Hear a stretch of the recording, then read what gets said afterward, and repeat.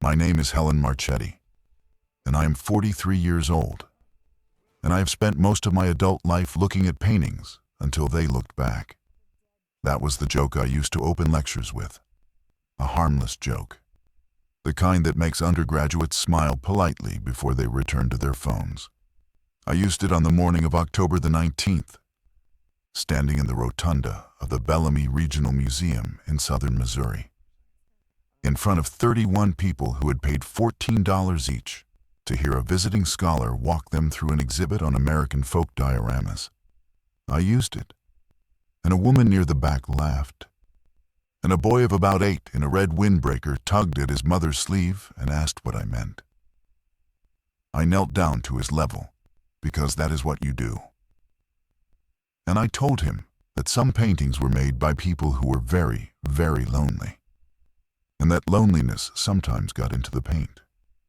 He considered this with the seriousness only children can manage, and then he nodded, and his mother, whose name I would learn was Dana Whitfield, mouthed a thank you over his head. His name was Eli. I want that on the record first. Before anything else I write here, I want his name on the record. The Bellamy is not a famous museum. It sits at the end of a long gravel approach off Highway 60, a limestone building shaped like a shoebox, built in 1938 by a Works Progress Administration crew and expanded twice by donors whose grandchildren had since forgotten the family name. I had come down from St. Louis on a Friday evening to give a weekend lecture series, 3 talks spaced across Saturday and Sunday, in exchange for a modest honorarium and a room at a bed and breakfast 2 blocks away. I had published a decade earlier a monograph on the iconography of rural American tableau, the small glass-fronted boxes in which 19th-century widows arranged human hair and dried flowers and wax figurines of their dead children into scenes of domestic peace. The book had done the small, quiet work such books do. A handful of citations, a review in a journal no one reads, an invitation, every few years, to come and speak somewhere like Bellamy. I had not wanted to come. My partner, Inez, had been unwell for most of September, and I had nearly canceled twice. She was the one who had finally pressed the printed itinerary into my hand the night before and told me that if I stayed home one more weekend to hover, she would personally drive me to the train station and push me aboard. So I went. I kissed her at the door. I told her I would call from the bed and breakfast. I drove 4 hours south through a thinning sky, and I arrived, and I slept. And on Saturday morning at 10 o'clock, I stood in the rotunda of a small limestone museum in a small Missouri town and told a joke about paintings that looked back. And Eli Whitfield laughed, and then the exhibit behind me blinked. I did not see it happen in full. I saw it the way you see a bird at the edge of a window after the bird is gone. A movement registered in the periphery, filed as impossible, and then reconsidered. The diorama behind me was titled, "The Harvesters at Rest," and it showed 3 wax figures in straw hats gathered around a table, mid-meal, with painted wheat rising behind them on a curved backdrop. The figure on the left, a man with a dark beard and one hand raised to his mouth, had, I was certain, though I could not have said so aloud, just closed and opened his eyes.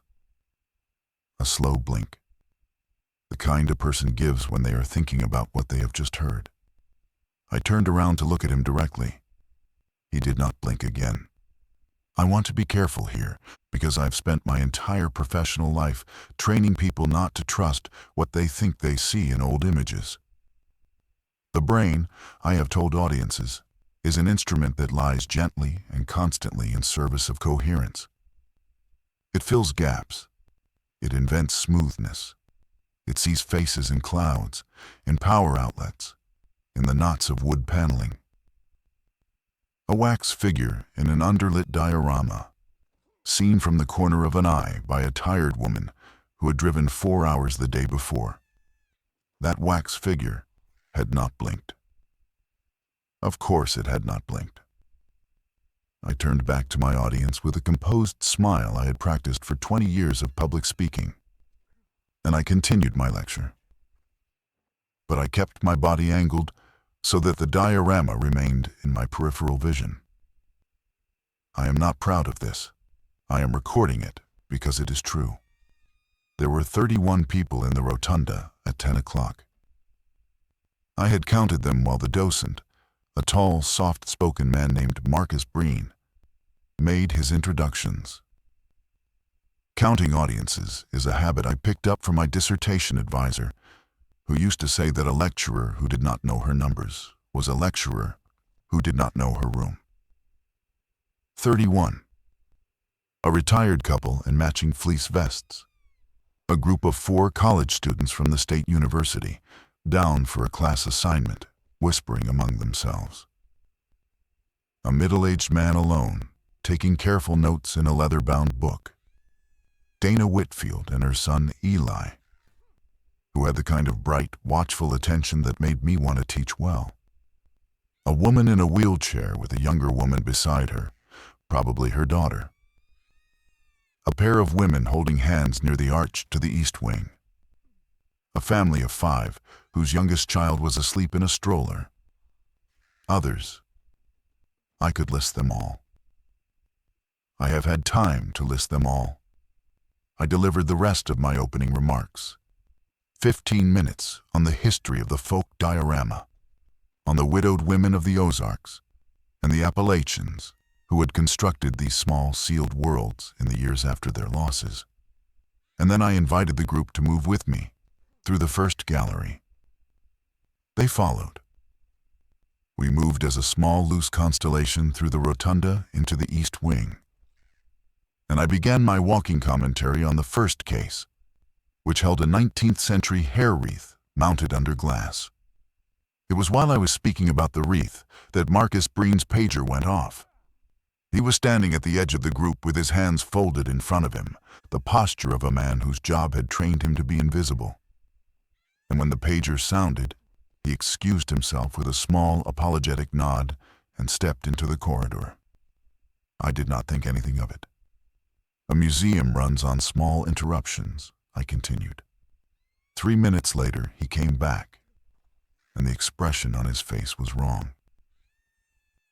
Marcus Breen was a man of extraordinary composure. I had met him only twice. Once the previous evening at the donors' dinner, and once that morning in the staff room. But both times I had registered him as someone who had made calm a profession. When he came back into the east wing, his face had the careful stillness of a person holding a cup too full to move. He caught my eye, and he waited at the edge of the group. And when I finished my sentence, he stepped forward and said, quietly, that he was very sorry to interrupt, but that the museum would need to close early today, and that he was going to ask everyone to please gather their things and follow him to the main entrance. Dana Whitfield put her hand on Eli's shoulder. The retired couple exchanged a look. The middle-aged man with the notebook closed it without marking his page. Somewhere in the rotunda behind us, faintly, I heard a siren begin. The siren was a test, I told myself, a drill. Small towns ran drills on Saturday mornings. I shouldered my satchel and began to move with the group toward the rotunda, and as we went, I glanced, almost involuntarily, back toward the harvesters at rest. The bearded figure was where he had been. His raised hand was where it had been. The wheat was where it had been. Nothing had changed. I was relieved in a way that embarrassed me. We reached the rotunda, and Marcus was already at the main doors, speaking in a low voice to a young woman in a security uniform whose name badge read Caitlin.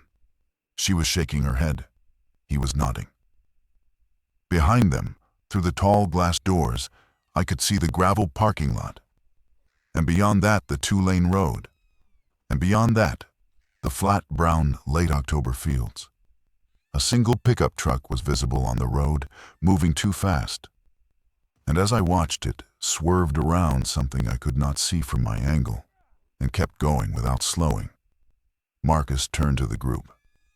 He said that there was a situation in town, and that the sheriff's office had asked that the museum hold its visitors inside for the time being, rather than releasing them to the road. He said this calmly. He said that the museum was a secure building and that there was no immediate cause for alarm, and that coffee and water were available in the staff room, and that he would update everyone as soon as he had more information. The retired man in the fleece vest asked, reasonably, what the situation was. Marcus said he did not know yet. The college students began to check their phones. One of them, a girl with a dark braid whose name I would later learn was Priya Saldana, held up her screen and said, too loudly, that there was something on the news about Springfield. A second student, a boy named Cole, said his mother had just texted him not to come home. A third said her phone had no signal at all. The fourth said nothing and put his phone in his pocket and looked at the floor. Eli Whitfield asked his mother what was happening, and Dana Whitfield, without pausing, said, "Honey, Mr. Breen is going to tell us in a minute. And in the meantime, why don't you show Dr. Marchetti the drawing you made for her?" Eli, after a beat, reached into the small canvas bag he had been carrying and produced a folded piece of construction paper. He held it out to me without looking up. I took it. I unfolded it. It was a crayon drawing of the rotunda, surprisingly precise for his age, with 31 stick figures arranged in a careful ring around a central figure who was, I understood, me. He had given me long black hair, which I had, and a red scarf, which I was wearing. I told him it was beautiful. I told him I would keep it. I folded it and put it in the inner pocket of my satchel, and I have it still. Marcus moved away from the doors and began, quietly, to lock them. He did this without announcing it, turning the long brass key in the tall lock with one hand while the other rested on the frame. He moved to the second door and did the same. Caitlin, the security guard, walked toward the east wing and, I saw, began to close the fire doors between the rotunda and the galleries. She closed them one at a time, deliberately, and each one made a soft, heavy sound as it settled into its frame. The middle-aged man with the notebook, whose name I did not yet know, walked up beside me and said, in a voice too quiet for the others to hear, that he had just seen a woman in the parking lot bite her husband's face. He said it the way you would report a weather observation. Then he walked past me and sat down on a bench against the wall and opened his notebook and began, very carefully, to write. The first infected person I saw with my own eyes was a woman in a beige raincoat. She came across the parking lot from the direction of the road, walking in a loose, uncoordinated way, as though she had forgotten the purpose of each step between taking it. I was standing at the tall rotunda window, and Marcus was beside me, and Caitlin had come back to stand at his other side, and the three of us watched her cross the gravel without speaking. Behind us, the 31 visitors had been organized by Dana Whitfield's quiet instinct more than by any official instruction, into a loose cluster near the center of the room. Dana had taken charge of the children. The retired couple had taken 2 folding chairs from a stack against the wall and were setting them up for the woman in the wheelchair. The college students had stopped checking their phones. The woman in the raincoat reached the base of the stone steps and stopped. She stood there for a long moment. Then she lifted her face toward the tall glass doors, and I saw that her mouth was open, and that something dark had run from it down the front of her coat, and that her eyes, when they found mine, did not find mine. They passed through me and kept going. She was looking, I understood, at the museum, not at the people inside it, at the building itself. She began to walk along the base of the steps, parallel to the facade, and then she turned and walked the other way, back and forth, as though patrolling, as though waiting. Caitlin made a small sound in her throat and stepped back from the window. Marcus said, very quietly, that the rear service door was locked and that the loading bay was secured and that the emergency exits were alarmed. He said this to me and Caitlin both, but I understood that he was saying it mostly to himself. He was a man taking inventory of a building he had known for 11 years, reassuring himself that its geometry was still reliable. I did not tell him what I had begun to suspect, that the geometry of this particular building might not be what either of us had been trained to assume it was. Behind us, Eli Whitfield said, in a voice clear enough to carry across the rotunda, that the man in the diorama had moved. Every head in the room turned toward him. Dana Whitfield crouched down and said, "Honey, what do you mean?" Eli said, "The man in the hat, in the picture with the wheat. He was holding his spoon up like this, and now he's holding it like this." He demonstrated with his own hand, raising it to his mouth, then lowering it halfway. He was not upset. He was reporting. Children that age, when they are not yet frightened, are the most accurate witnesses in the world. I felt, very distinctly, a cold line run up the length of my spine from the small of my back to the base of my skull. I looked at Marcus.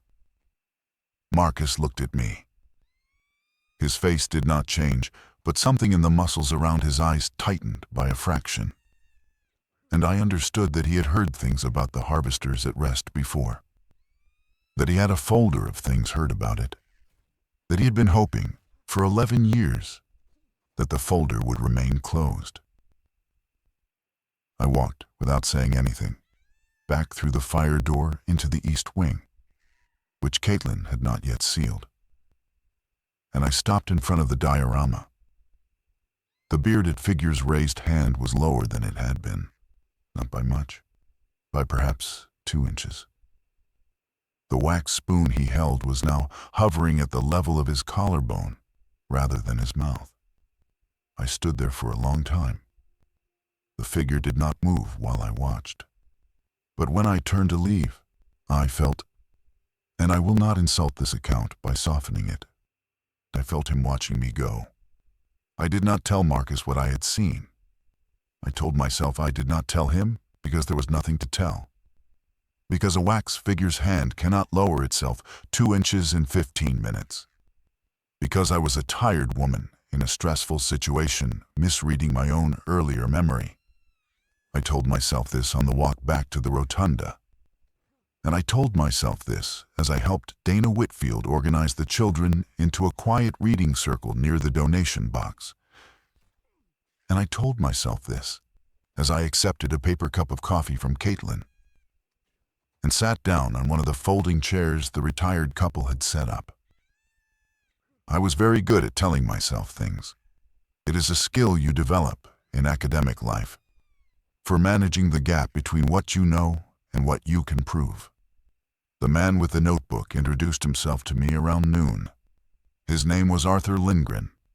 He was a retired actuary from Jefferson City who had been touring small regional museums as a hobby since his wife's death 4 years earlier.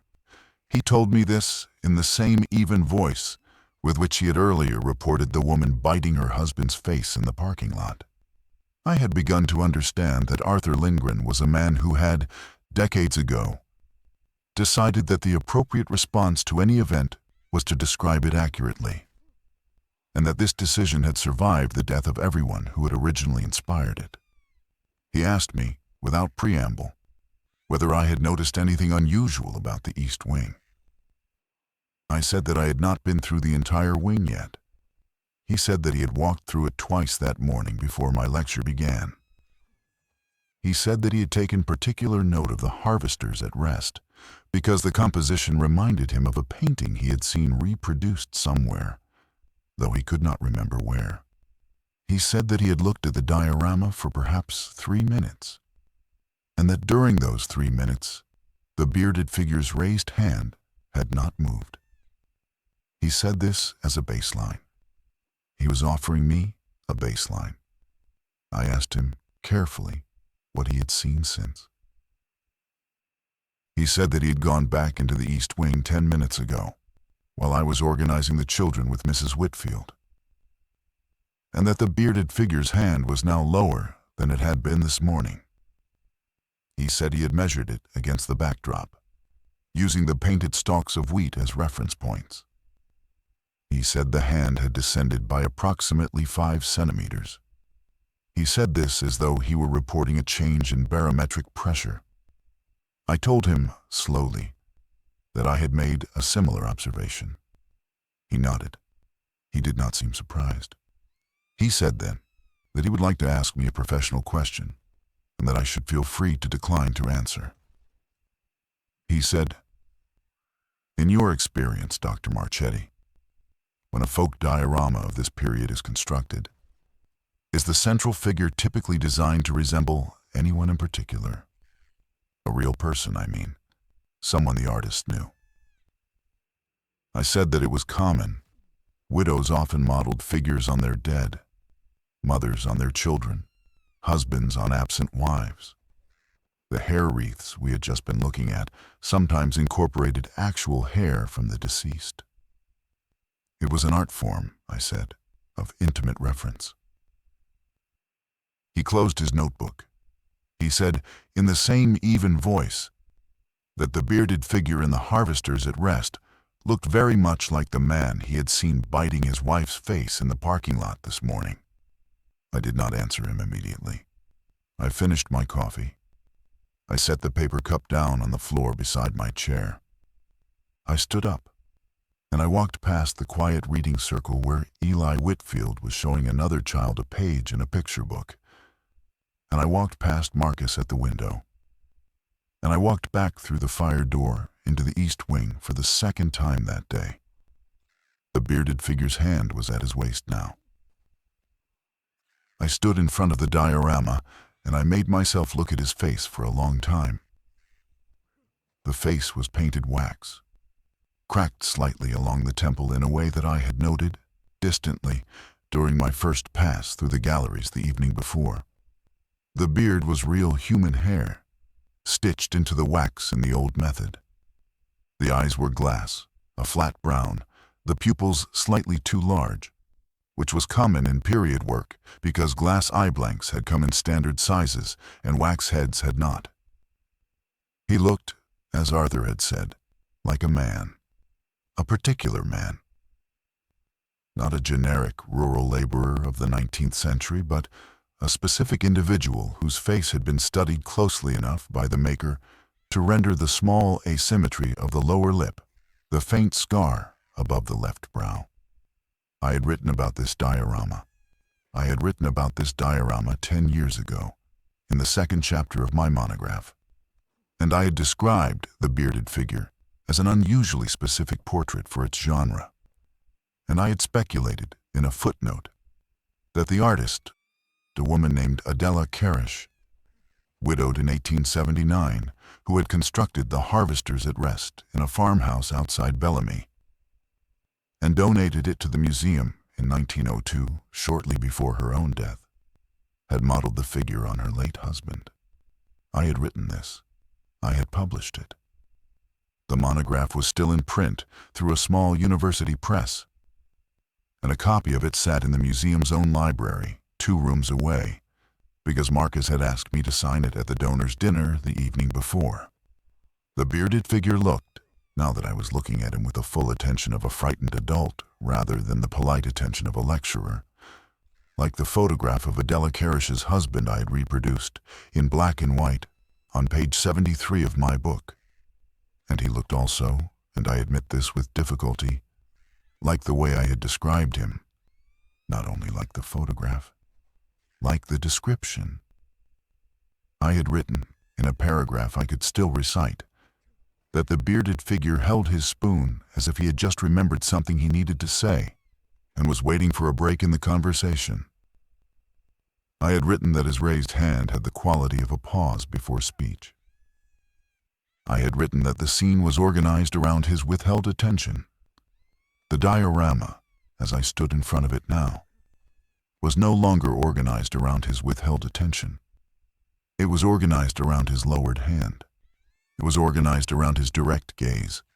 It was organized, I understood, with a slowness that felt almost tender around me. I took a step back.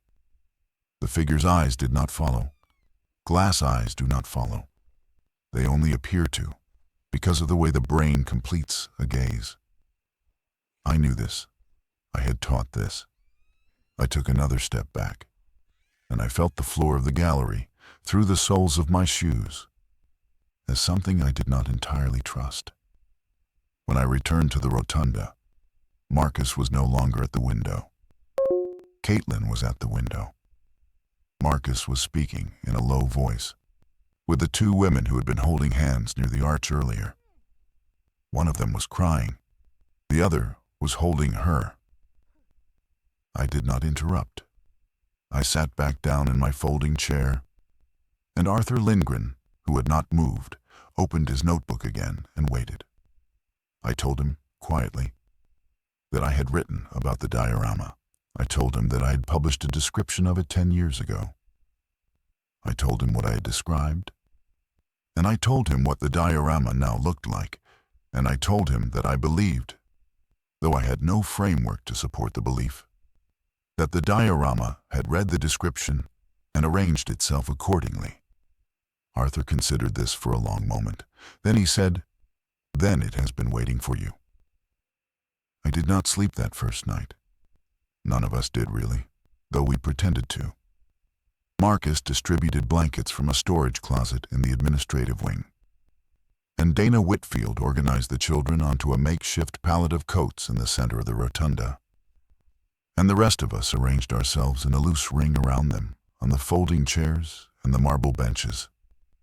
The overhead lights were dimmed, but not extinguished, because Marcus had decided, and I had agreed, that darkness inside the museum was not a condition any of us wanted to experiment with. The tall glass doors had been covered from the inside with white butcher paper Caitlin had found in the gift shop storeroom. We could no longer see the woman in the raincoat. We could, however, still hear her, intermittently, when she walked the gravel near the steps. By midnight, there were others with her. I do not know how many. I did not look.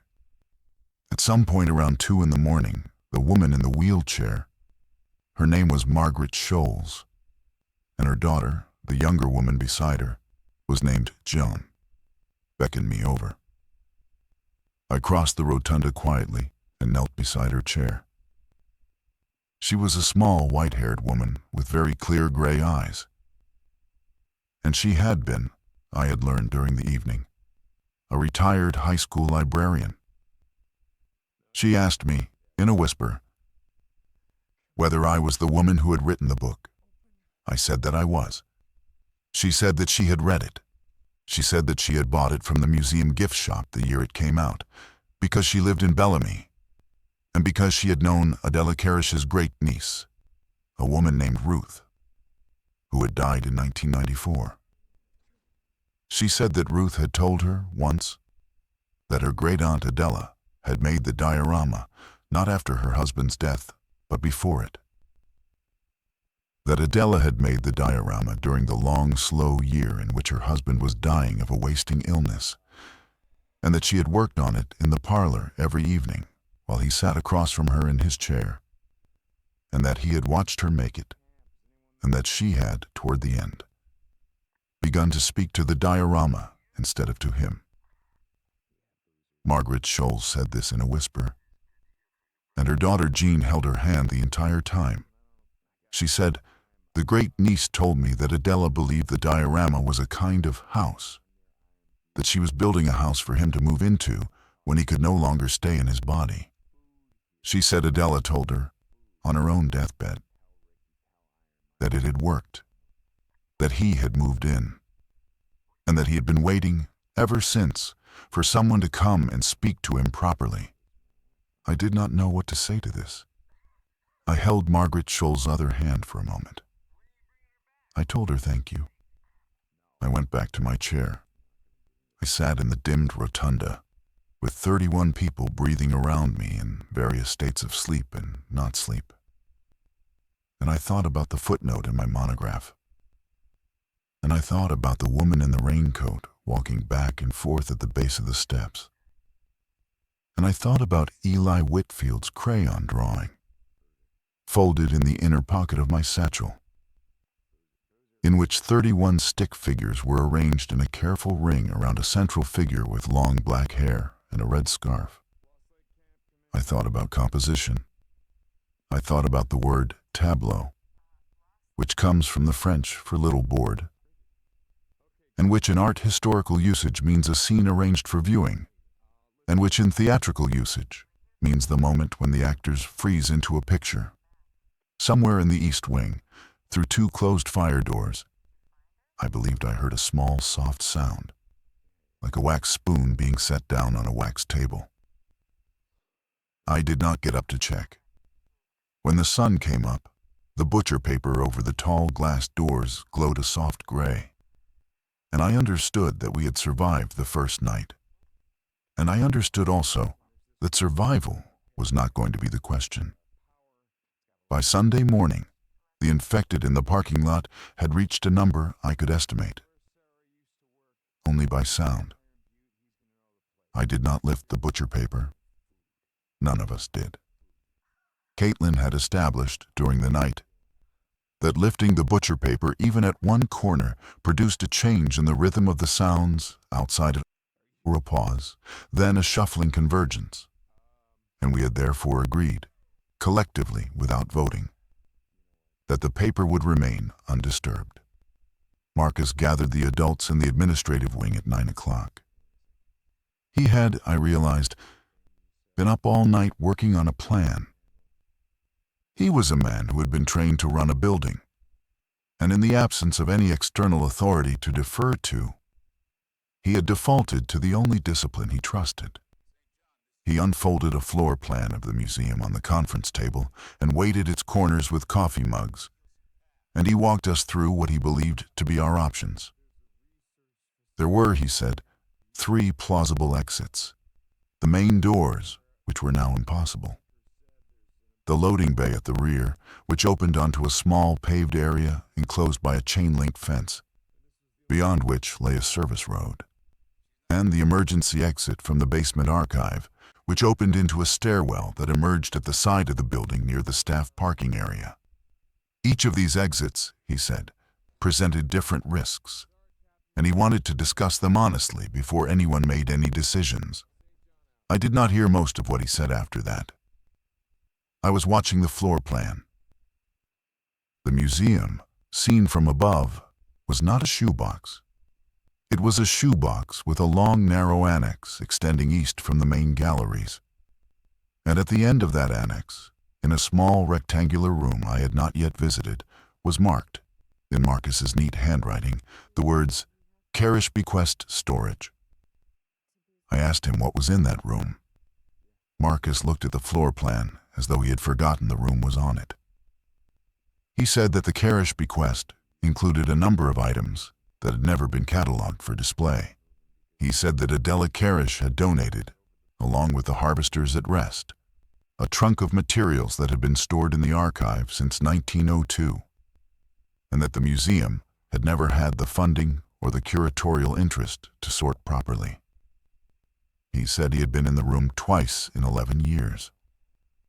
He said there was a second diorama in there, smaller, still in its original crate, that had never been opened.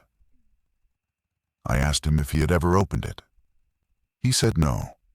He said the crate was marked in Adela Carish's own handwriting, with an instruction that it was to be opened only by the person described in the accompanying letter. I asked him if he had read the letter. He said he had. He said the letter described the person in some detail. He said it described a woman, dark-haired, tall, who would come to the museum in her 40s, who would have written a book about the first diorama, and who would know, upon reading the letter, what the second diorama was for. He said this without meeting my eyes. He said that he had not told me this the night before, because he had hoped it would not be necessary. He said that he was telling me now because he had been thinking all night about the 3 exits and he had concluded that none of them would work, that the fence at the loading bay was already lined with infected, that the stairwell from the basement archive was already, based on the sounds coming up through the floor, compromised, that the main doors were impossible, that we were, in short, not going to leave this building by any road he had been trained to plan for. And he said that he was therefore asking me, formally, as the acting authority of the Bellamy Regional Museum, to go to the Carish Bequest storage room and read the letter myself. I went alone. I would not let Marcus come with me, and I would not let Arthur come with me, though both of them offered. And I would not let Caitlin come with me, though she was the only one among us who had anything resembling a weapon, which in her case was a heavy aluminum flashlight she had been carrying clipped to her belt since the night before. I went alone because I understood, without being able to articulate it, that the letter had not been written to a woman accompanied. It had been written to a woman who arrived at a particular room by herself, in the 40th year of her life, carrying a book she had written about another woman's grief. The corridor to the East Annex was longer than I remembered from my walk through the evening before. The overhead fluorescents had been dimmed to their night setting, and Marcus had not raised them, because the museum was running on emergency power now, and he was conserving the generators. I walked past the hair wreath case, and past the case of wax mourning flowers, and past the small display of tintypes showing Ozark families posed stiffly in their Sunday clothes. And I came to the door at the end of the annex, which was unmarked on the public side, and which Marcus had unlocked for me with a key from a ring he kept in his desk. The room beyond the door was small and dry, and smelled of old paper and cedar. A single bulb hung from the ceiling on a braided cord. Along the left wall were 3 wooden shelves crowded with boxes and folders. Along the right wall was a low wooden crate, unopened, bound with iron bands, approximately the size of a steamer trunk.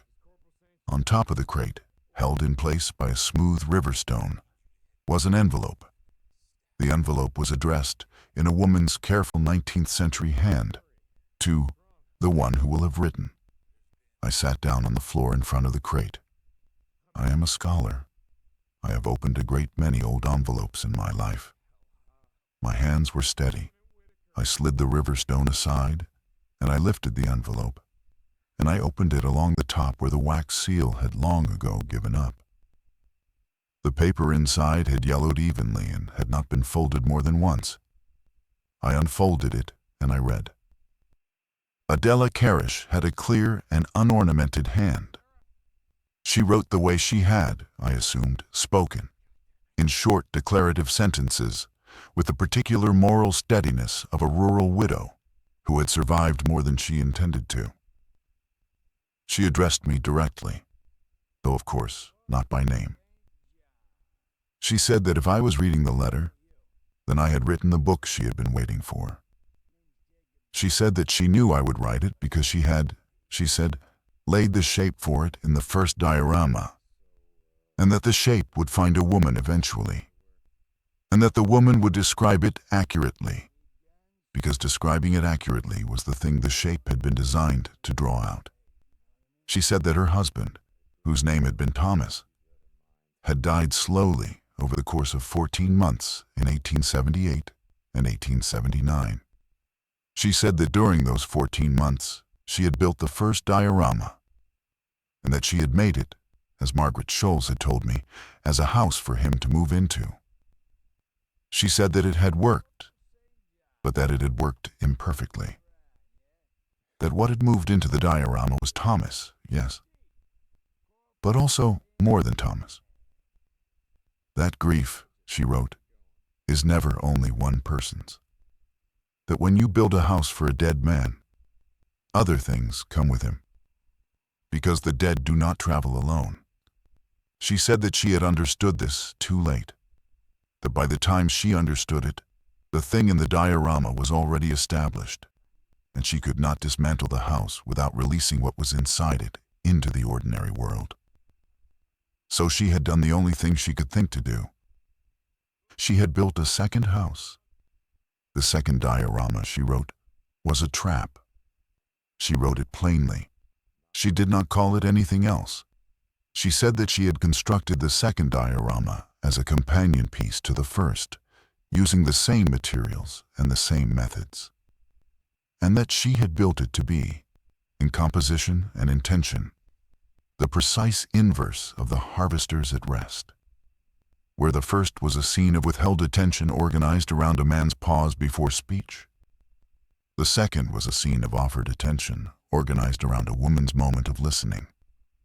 She wrote that the second diorama had been designed to receive what the first diorama held.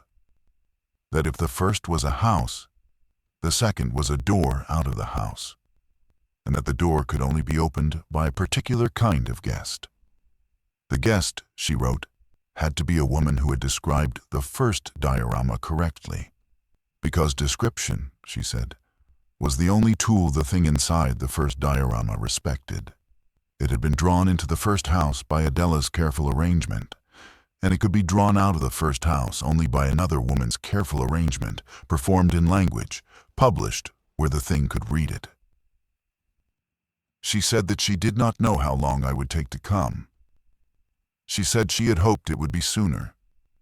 She said she had built the trap in 1881, and that she had donated both dioramas to the museum in 1902, and that she had left instructions for the crate to remain sealed until the woman described in the letter arrived. She said the museum had, over the years, honored those instructions, though the reasons had been lost, and the instructions had been filed as eccentricity. She said that when I opened the crate, I would find the second diorama complete, except for one element, which she had not been able to provide. She said that the second diorama required, at its center, a small object belonging to the woman who would activate it.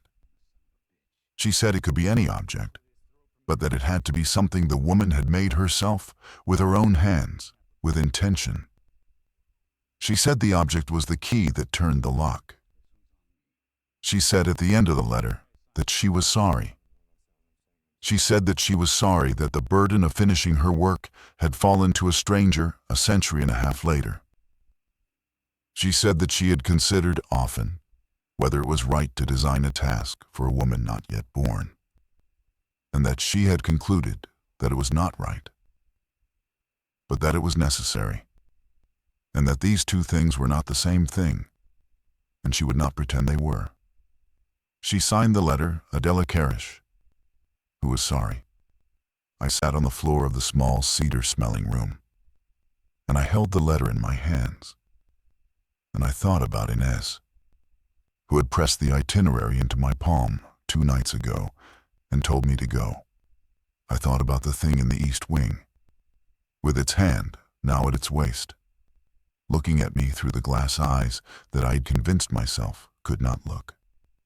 I thought about 31 people in the rotunda, and about Eli Whitfield, who had drawn me at the center of a ring. I thought about the infected in the parking lot, and about the way the woman in the raincoat had looked past the people inside the building to the building itself. And I understood finally that the outbreak outside and the thing inside the east wing were not 2 separate catastrophes converging on the same museum. They were one catastrophe, distributed across 2 containers. The thing in the first diorama had been waiting for a crowd to be assembled around it. The outbreak had assembled the crowd. I folded the letter. I put it back in the envelope. I stood up, and I walked slowly to the crate. I did not open the crate right away. I went back to the rotunda first. I needed to see the 31 people again before I made any decision. I needed to count them. I needed to know what the object of the choice actually was. The rotunda at midday Sunday had the quality of a waiting room in a hospital. The visitors had separated into small groups by a process I had watched unfold through the morning. The college students clustered near the west wall, the family of 5 near the donation box, Margaret Scholes and her daughter Jean near the central pallet where the children were playing a quiet game Dana Whitfield had invented involving buttons and an empty coffee can. Arthur Lindgren sat on the same bench he had occupied since yesterday, writing. The retired couple held hands. The 2 women who had been near the arch, whose names I had learned were Teresa and Nell, had moved to a corner and were speaking in low voices to no one but each other. Caitlin walked the perimeter. I counted. 31, plus me, 32, plus Marcus in his office, 33. I sat down next to Arthur. I did not tell him what I had read. I asked him instead whether he still had the notebook from yesterday. He said he did. I asked him whether he had, in his note-taking, recorded any observations about the placement of people in the rotunda, where they had stood, where they had sat, how they had moved. He looked at me for a long moment. Then he turned back several pages in his notebook, and he showed me a diagram he had drawn yesterday afternoon of the rotunda. It was a rough circle, with small X marks distributed around its circumference. He had labeled each X mark with a name or a description. He had drawn, at the center of the circle, a small square labeled the lecturer. I asked him why he had drawn it. He said he had drawn it because he had noticed, during the morning, that the group had arranged itself around me in a way that seemed, to him, unusually regular for a casual museum audience. He said it had reminded him of a diagram from a book on ritual geometry he had read once. He said he had wanted to preserve the arrangement in case it turned out to mean something. He said he had not expected it to mean anything. He had been, he said, indulging a habit. I asked him whether the arrangement had persisted, whether the group had continued through the night and into the morning to distribute itself around me at similar intervals. He turned several more pages. He showed me 3 more diagrams, each dated and timed. 8 o'clock last night, 2 in the morning, 10 this morning. The X marks had shifted, but the ring had held. I had been, without noticing it, at the center of every configuration the group had assumed since I arrived. I told Arthur what was in the letter. He listened without interrupting. When I finished, he closed the notebook and he set it on the bench between us. And he asked me only one question. He asked whether I believed Adela Karish had built the trap correctly. I said that I did not know. He said that the question mattered. He said that if the trap worked, then activating the second diorama would draw the thing out of the first, and perhaps out of the building, and perhaps out of the outbreak itself. If the outbreak was, as I had begun to suspect, an extension of the thing's reach. He said that if the trap did not work, then activating it would release the thing into a new container with a new shape and new capacities, and that the new container would be me, because the key that turned the lock was an object I had made with my own hands with intention. And the only object I had made with my own hands with intention that was currently in the building was my book. I had not, until he said it, thought of the book as the key. I went back to the storage room alone for the second time. I carried my satchel. Inside the satchel, in the inner pocket, was Eli Whitfield's drawing. Inside the outer pocket was a hardcover copy of my monograph, the copy Marcus had asked me to sign at the donors' dinner, which he had given back to me that morning because, he said, it belonged to me now, more than to the museum. I sat on the floor in front of the crate. I opened the iron bands with a pry bar Marcus had left for me. I lifted the lid. The second diorama was inside, wrapped in oilcloth, complete. I uncovered it slowly. It was smaller than the first, about the size of a bread box, with a glass front and a painted interior. The scene was a parlor. A woman sat in a chair by a window, her hands folded in her lap, her head turned slightly as though listening to something just outside the frame. The chair across from her was empty. The window behind her showed a painted evening sky. At the center of the scene, on a small wooden table between the woman and the empty chair, was a shallow recess, approximately the size of a book. I understood what I was meant to do. I also understood, sitting on the floor of that cedar-smelling room with my own monograph in my hand and Eli Whitfield's crayon drawing folded in my satchel, that I was not going to do it. I understood this quietly, the way you understand you are not going to marry someone, or are not going to move to a city you have been considering, without drama, with a kind of internal settling. I would not place my book in the recess, because I was not certain Adela Karish had built the trap correctly. And I was not willing to test her craftsmanship with 31 strangers arranged in a ring around me. I would not trust a plan made by a woman in 1881 who had been, by her own admission, operating at the limits of her understanding, and who had, by her own admission, already failed once in a related attempt.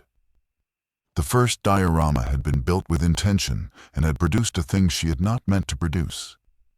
There was no reason to assume the second diorama would not do the same. But I realized, another option. An option Adela had not planned for, because she had been thinking in terms of traps and keys and rituals. And I had been trained to think in terms of texts and interpretations and, above all, retractions. The thing in the first diorama had been drawn into the first house by Adela's description, and it had been held there, partly by mine. My monograph had reinforced the house. It had described the thing's shape in print, in a published volume, in a form the thing respected. What held the thing in place was not Adela's wax and paint.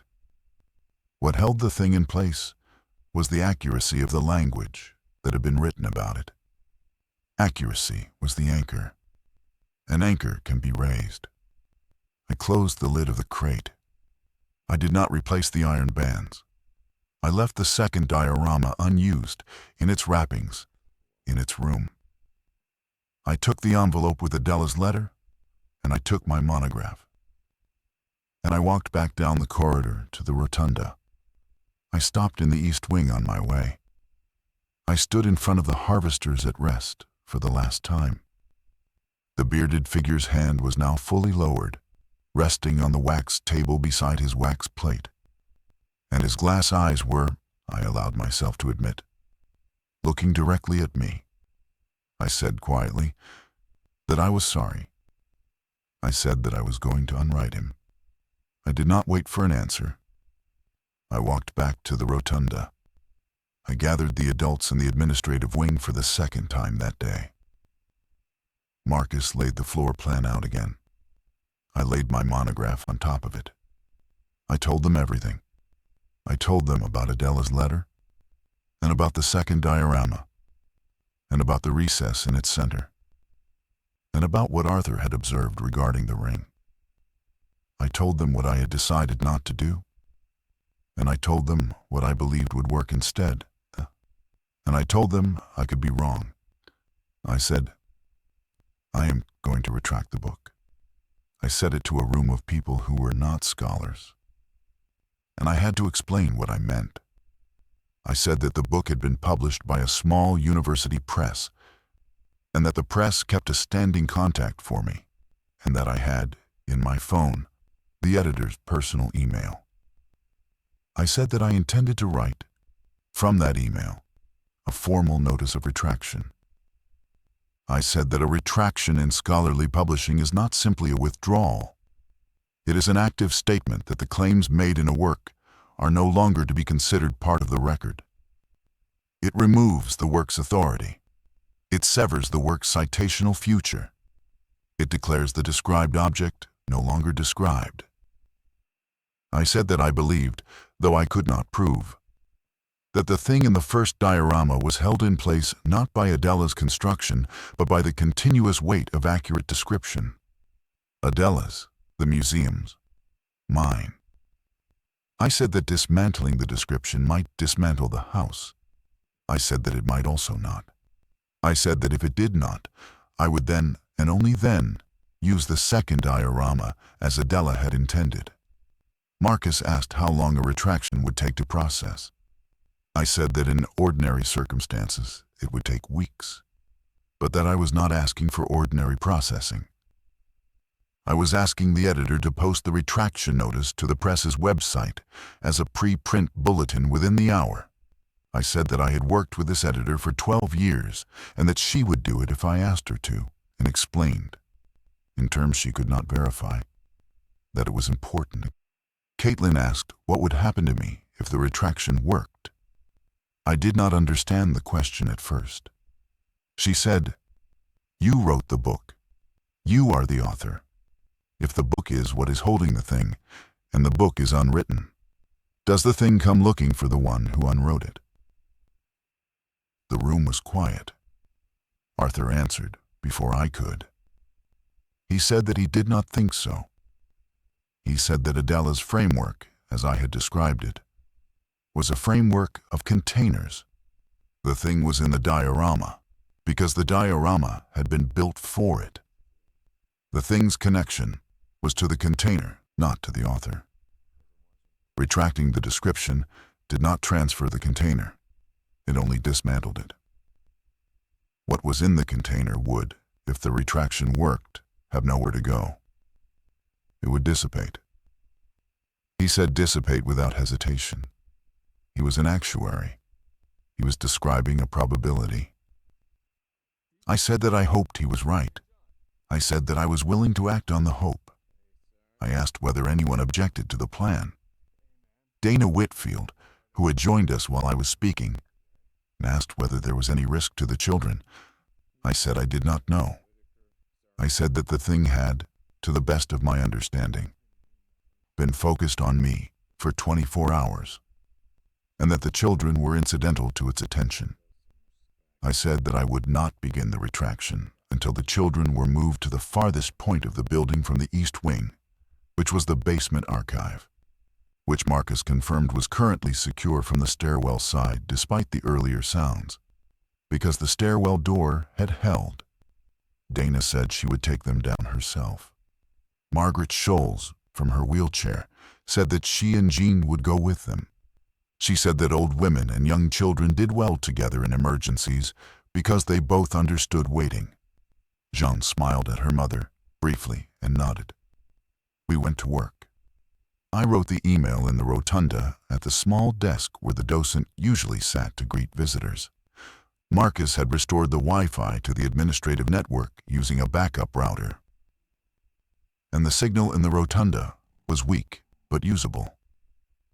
I drafted the email in 12 minutes. I addressed it to my editor, Francis Okafor, at the press in Bloomington.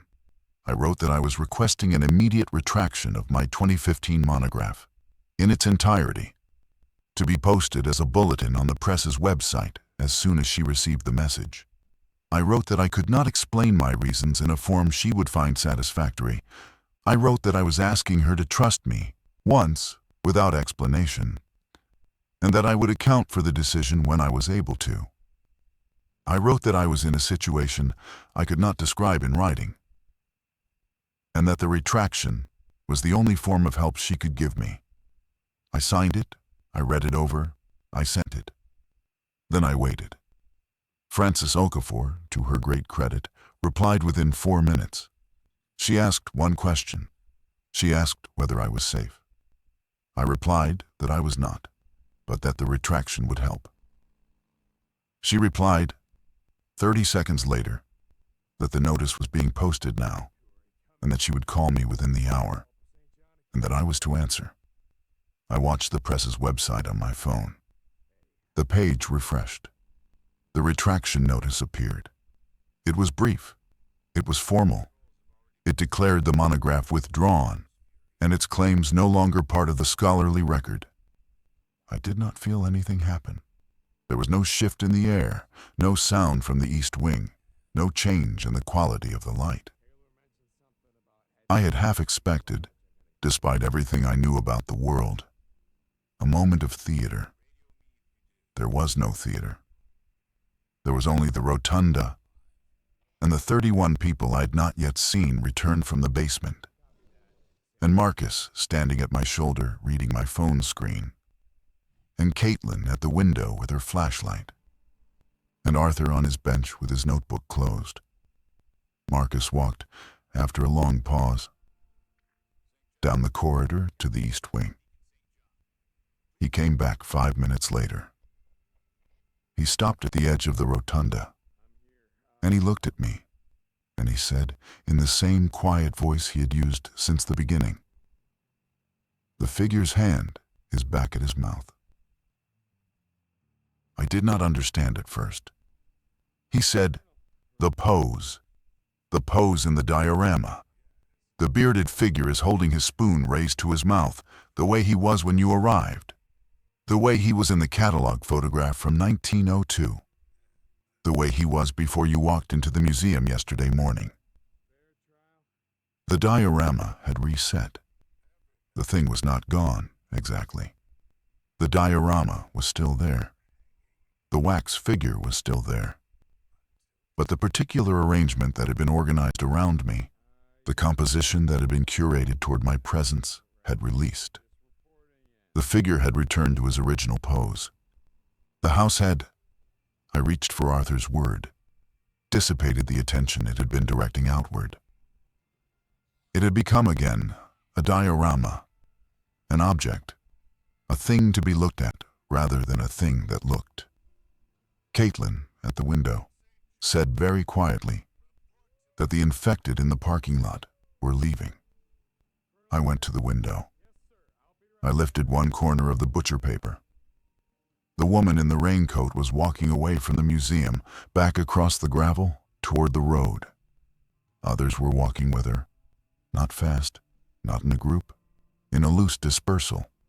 They were walking the way people walk when they have forgotten why they came somewhere. They were not cured. I want to be clear about that. I could see, even at this distance, that their bodies were still wrong. But they were no longer oriented on the building. The building had stopped calling them.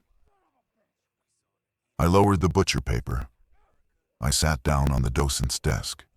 I put my hands flat on its surface. I noticed that I was shaking. Marcus put his hand on my shoulder. He did not say anything. Arthur, from his bench, opened his notebook and wrote one line and closed it again. Dana Whitfield came up the basement stairs a few minutes later with Eli beside her. She looked at my face. She did not ask. The outbreak did not end because of what I did. I want that understood. By the time the National Guard reached Bellamy on Tuesday morning, the larger event, which was, as I learned in the weeks that followed, a regional biological incident whose origin and mechanism I will not attempt to describe, because I have no authority on the subject, had begun to contract of its own accord across the southern Missouri corridor. The infected population had peaked on Sunday afternoon, and by Monday evening, most of the standing bodies in the region had either dispersed into unpopulated areas or collapsed where they stood. What happened inside the museum happened inside the museum. I do not claim it shaped what happened outside. But the infected in the parking lot of the Bellamy Regional Museum left before any of the others in the region did. They left on Sunday afternoon, within 40 minutes of the retraction notice going live on the press's website. I have the timestamps. Arthur Lindgren kept a record. He gave me a copy before he went home on Wednesday, and I keep it in a drawer in my office in St. Louis. All 31 of the visitors in the museum survived. Marcus, Caitlin, and I survived. We emerged on Tuesday at 11 in the morning, when a guard convoy reached the gravel road, and a young lieutenant with a clipboard knocked on the tall glass doors. Marcus unlocked them with the same long brass key he had used to lock them on Saturday. The lieutenant asked him how many people were inside. Marcus said 34. The lieutenant wrote it down. He did not ask anything else. I called Inez from the lieutenant's satellite phone. She was alive. She had spent the weekend in the basement of our building in St. Louis with our upstairs neighbors, and she had not been able to reach me, and she had been very frightened. And when I told her I was coming home, she cried in a way I had not heard her cry in the 11 years we had been together. I cried also. I did not tell her, on the phone, about the diorama. I told her later. She listened without interrupting. She did not ask me to prove anything. She has never asked me to prove anything, which is one of the reasons I love her. I drove home on Wednesday. I did not look at the east wing of the museum again before I left. Marcus walked me to my car. He asked whether I would come back someday and help him decide what to do with the dioramas. I said I did not know. I said I would think about it. He said he would wait. Dana Whitfield hugged me in the parking lot. Eli hugged me around the waist. He asked whether I wanted to keep his drawing. I told him I already had, in the inner pocket of my satchel, where I had put it on Saturday morning. He was pleased by this. His mother mouthed thank you over his head again, as she had on Saturday, and I understood that we had closed a small loop between us, and that the loop had held.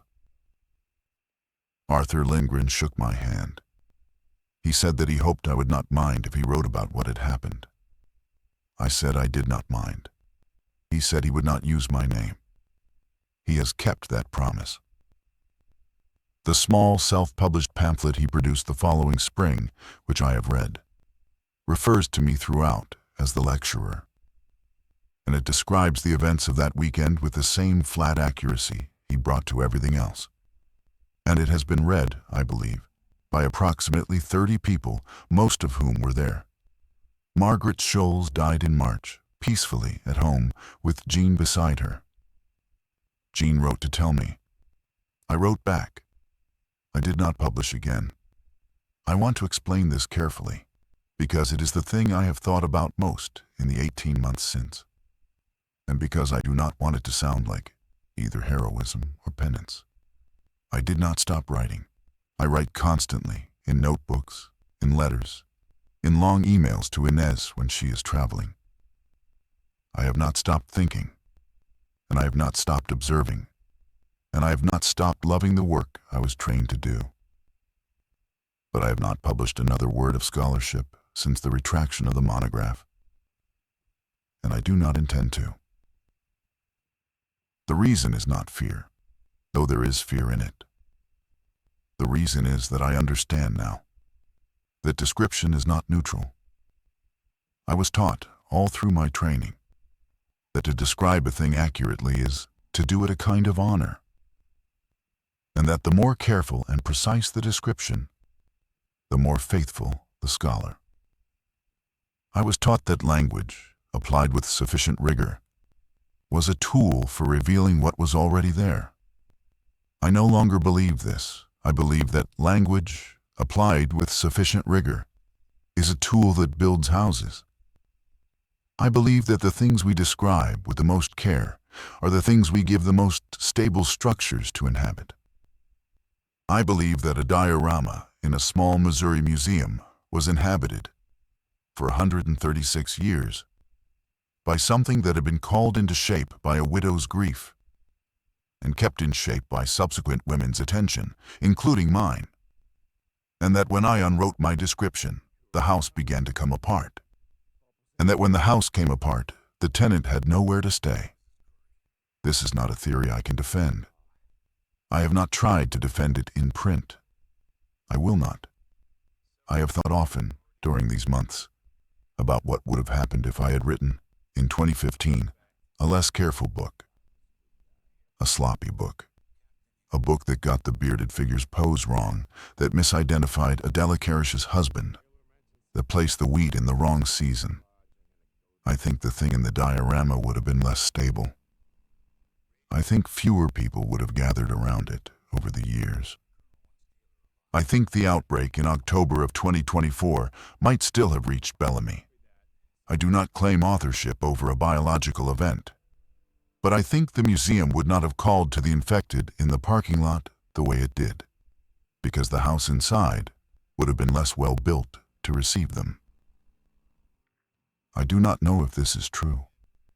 I know that I will not write another careful book. There are scholars who have asked me over the past year why I retired.